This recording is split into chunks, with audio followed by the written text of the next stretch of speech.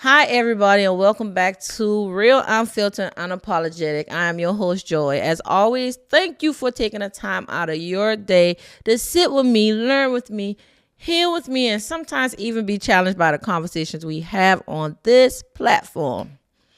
This is not a quick conversation. This is not something you rush through. Sit with me for a minute because what we're about to talk about is layered. Black women have learned how to survive in environments that were never designed to nurture them.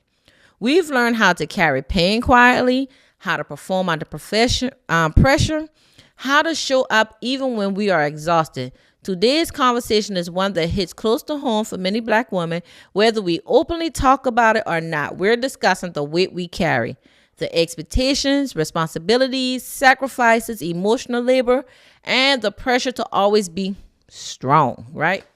For generations, Black women have been praised for their resilience. But what happens when the very thing people admire becomes the thing that slowly wears us down?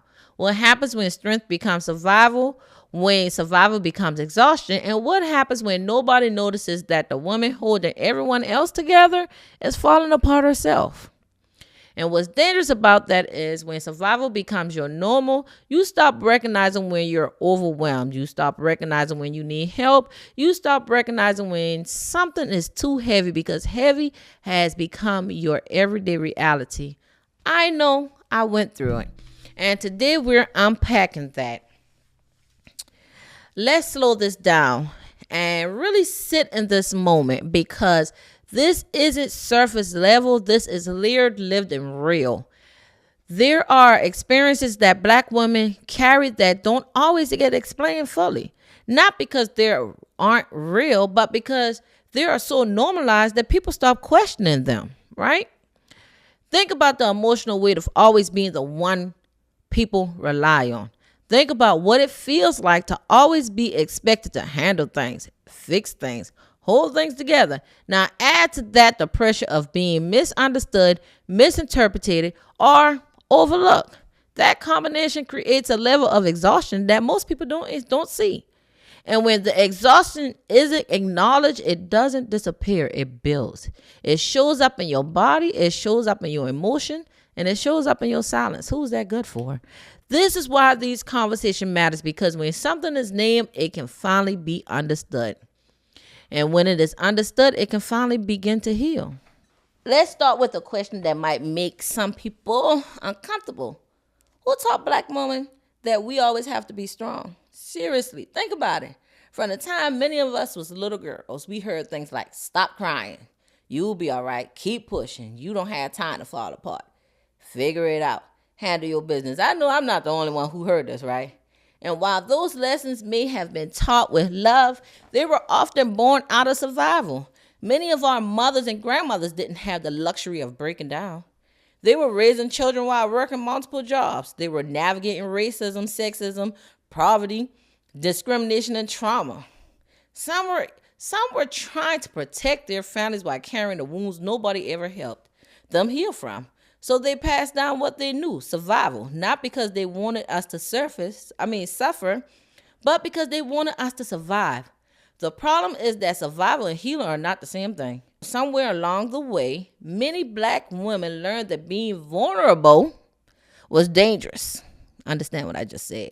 We learned that if we wanted something done, we had to do it ourselves. We learned that asking for help might lead to disappointment. Understand this right here. That will happen when you become what? Super or hyper independent. We learned that people will celebrate our sacrifices while ignoring our pain. And over time, strength stopped being something we use when necessary. It became our identity. Now, if you identify with that, let me know. Now, here's where things get complicated because society reinforces it. People call Black women strong all the time. At first, it sounds like a compliment. But have you ever noticed that people really ask strong women if they're okay? Listen what I said. I said strong women if they're okay. Think about that. When someone sees you as strong, they assume you can handle everything. They assume you'll figure it out. They assume you'll recover. You'll keep going. And because of that assumption, support often get replaced with expectation. Instead of receiving help, you're expected to provide it. Instead of receiving grace, you're expected to give it. Instead of being cared for, you're expected to care for everyone else. And before you know it, you're carrying the emotional weight of the entire household, workplace, family, or community. I want to speak directly to the woman listening right now. How many times have you walked into a room carrying something heavy that nobody knew about? How many times have you smiled through heartbreak? How many times have you gone to work while mentally exhausted? How many times have you comforted others while secretly needing comfort yourself? How many times? Have you shown up for everyone else while neglecting yourself? If you're nodding your head right now, you're not alone, because so many women have become masters at functioning while falling apart. We became expert at hiding, performance and surviving. But eventually, carrying that much weight starts showing up somewhere. Where does it show up? Our bodies, our sleep, our relationships, anxiety, stress levels get high. It shows up in your health. And sometimes it shows up in ways we don't even recognize until we're completely overwhelmed. Have you ever noticed how many Black women describe themselves as tired, not sleepy, tired, a different kind of tired, a soul tired, a mental and emotion tired? Tired that sleep alone can't fix because it's insomnia, but you're tired because the exhaustion is coming from one bad day. It's coming from years of carrying responsibility that were never meant to rest on one person's shoulders. Years of being the peacemaker. Years of being the fixer, the provider, the strong friend, the shoulder to lean on, the strong wife, the strong mother, daughter, employee. The years of being everything to everybody else but yourself. And eventually, you start asking yourself a difficult question. Who take care of the person everybody depends on? Who pours into the person who always pouring out? Who checks on the strong friend? Who asks the caregiver how they're doing? Who asks the helper if they need help? Because strength can become a prison when people stop seeing your humanity. And that's what this conversation is really about. It's about giving ourselves permission to be human again. Not superheroes, not machines, not emotional storage units for everyone else's problems. Human. People who get tired, who need support, who deserve rest, who deserve to receive the same love and care that we so freely give away all the time. The truth is, strength should not be a tool. Strength should be a tool. Let me rephrase that, not a life sentence. And maybe healing begins when we stop asking ourselves, how much more can we carry? And start asking ourselves what we're finally ready to put down. That's the question I want you to sit with before we move into the next segment. What are you carrying that no longer belongs to you? Let's go a little deeper. Because if we're being honest, a lot of us don't even realize how much we're carrying until our body starts forcing us to pay attention. Sometimes it looks like exhaustion. It looks like anxiety, anger. It even looks like people withdrawing from us. But it's not the people withdrawing from us. It's us withdrawing from them. And sometimes it looks like waking up one morning and realize you didn't even recognize who you are anymore. But who are you? Now, I want to be clear. When I say the strong Black woman syndrome, I'm not talking about an official diagnosis. I'm talking about a mindset, a mental mindset, a pattern, a way of living that many Black women have been conditioned to accept as normal. And it usually starts with one simple belief. I have to handle it. Not we, not someone can help, not let me ask for support. No, I got it. I'll figure it out. I'll make it work even when you're drowning, even when we're overwhelmed, even when we're running on empty. We convince ourselves that we have no choice but to keep pushing. And I'm going to tell you this right now. Everything I'm saying right now, and I'm not saying it to give advice. I'm saying it because I lived it. Can we talk about the dangerous that is? That is dangerous because somewhere along the way, many of us started confusing independence with isolation. When we became so used to being disappointed by people that we stopped expecting help. We stopped asking, stopped trusting. We stopped believing that support was even unavailable or even available. So instead of reaching out, we suffer quietly. Why do we do that? We tell ourselves, I don't want to burden anybody, which we know is a lie. I'll deal with it later, but are you really? Everybody has problems. It's not that bad. Meanwhile, we're carrying stress levels that will break most people, i.e., for my instance, put me in the hospital.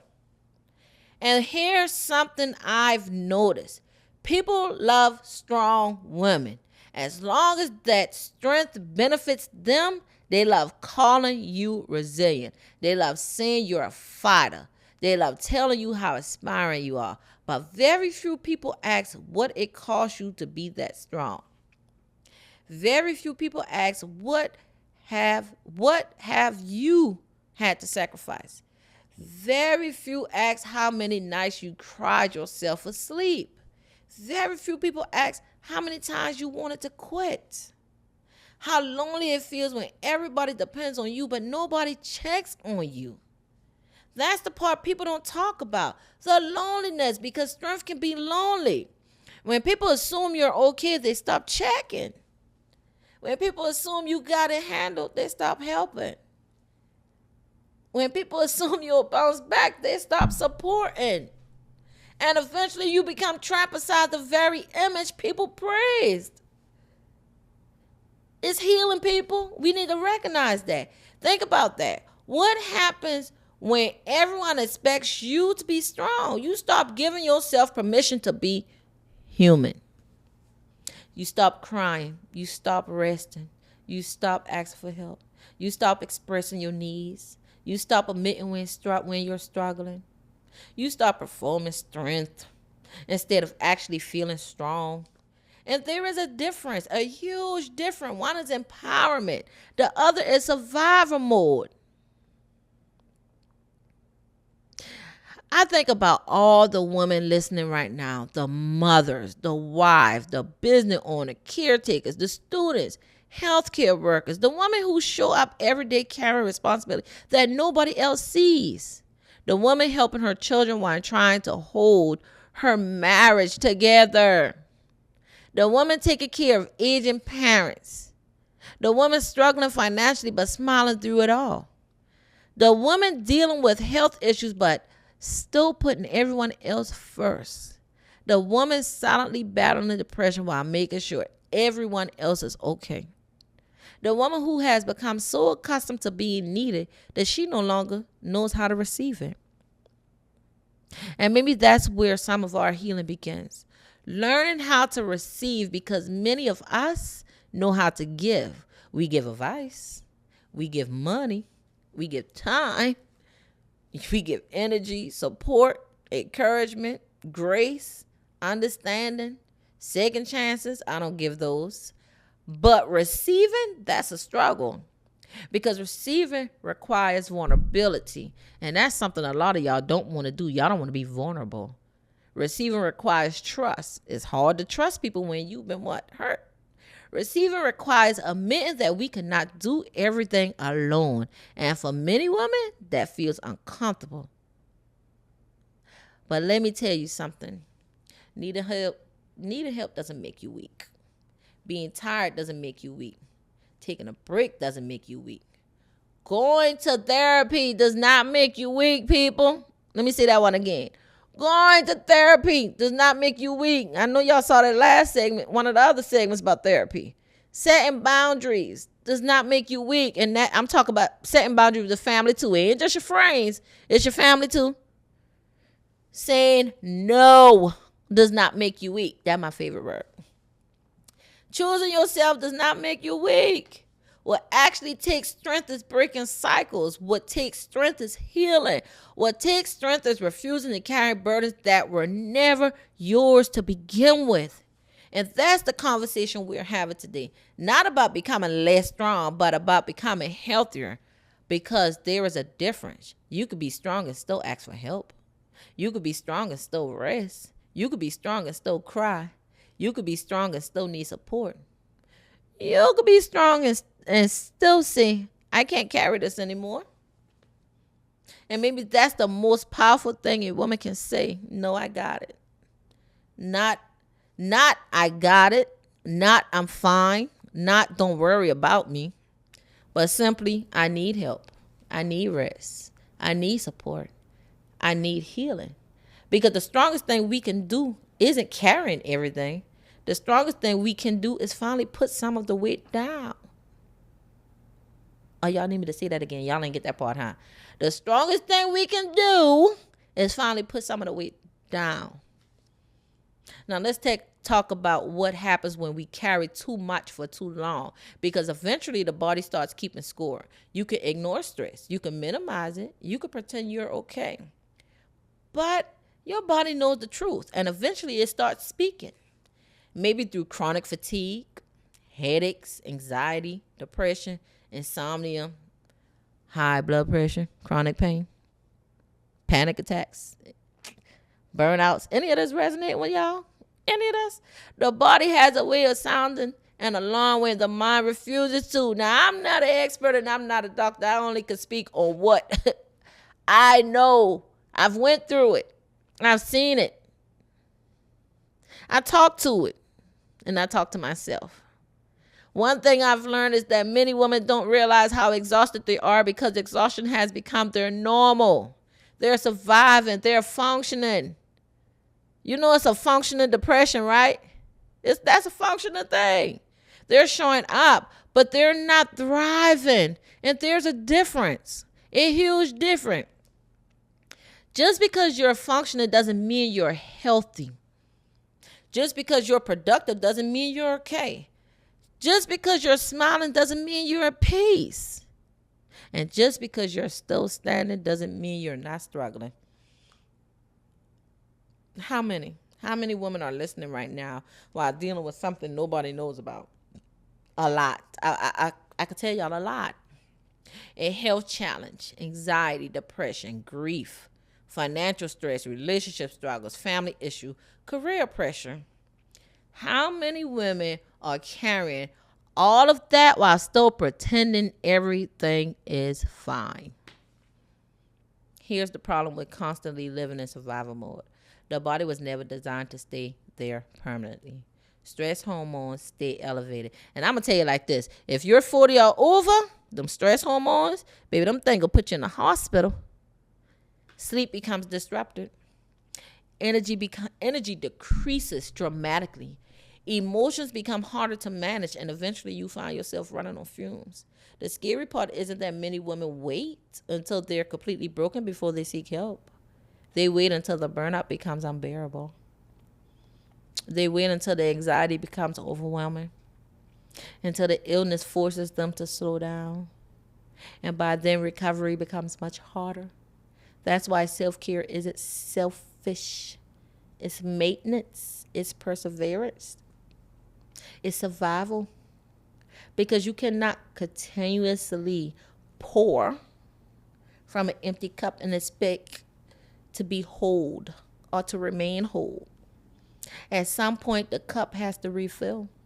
And nobody can do that for you except you.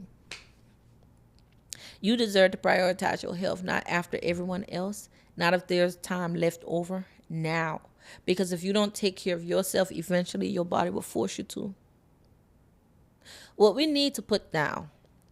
As we move toward the end of this conversation, I want to ask the question, what are you carrying that no longer belongs to you? Sit with that for a minute, because many of us are carrying things that were never ours to begin with. We're carrying guilt, shame, unrealistic expectation, family trauma, childhood wounds, everybody else's opinions, responsibilities that should have been shared. We're carrying pain we've been afraid to confront. And we're carrying versions of ourselves we've outgrown. Maybe it's time to put some of it down. Maybe it's time to stop apologizing for setting boundaries. Maybe it's time to stop feeling guilty for choosing yourself. Maybe it's time to stop proving your worth through suffering. Believing that your value comes from how much you sacrifice. Because here's the truth. You don't have to earn rest. You don't have to earn peace, love, support. You are worthy of those things simply because you're human. Imagine what life would look like if you stopped carrying everything. Imagine what life would look like if you gave yourself permission to heal. Imagine what life would look like if you believed you deserve the same compassion you freely give to others. Imagine how much lighter your spirit will feel. Imagine how much energy you regain. Imagine how much peace would enter your life. That's not weakness, that's freedom. The goal isn't to become less strong. The goal is to stop carrying unnecessary weight. The goal is to stop confusing suffering with strength, to stop surviving and start living. It's to heal, to grow, to experience joy again, to reclaim yourself. And maybe that's what this entire conversation has been about all along. Giving ourselves permission to finally put down what we've been carrying for too long. Because strength may have gotten us here, but healing is what's going to take us forward. Let me tell y'all something before I close out. For years,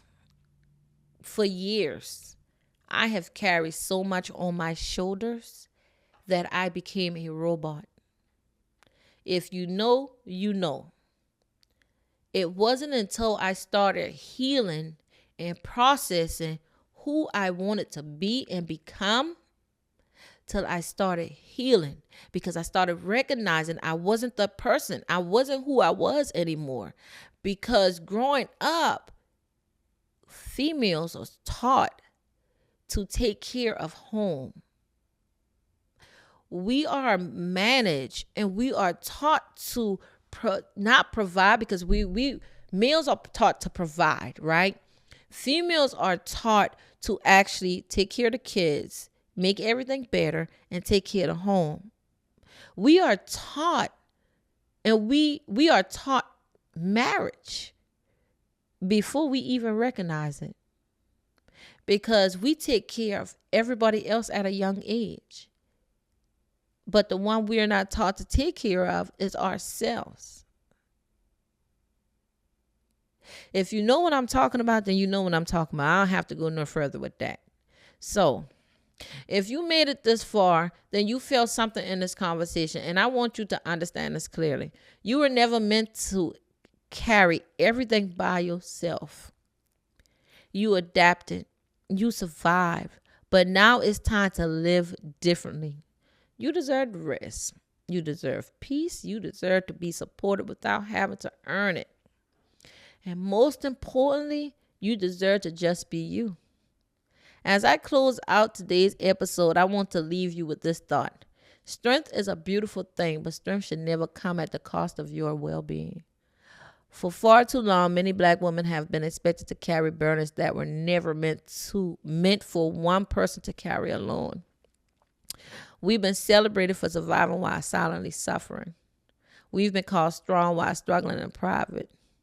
We've been praised for pushing through while nobody stopped to ask if we were okay. But strength isn't just about enduring hardship. It's not.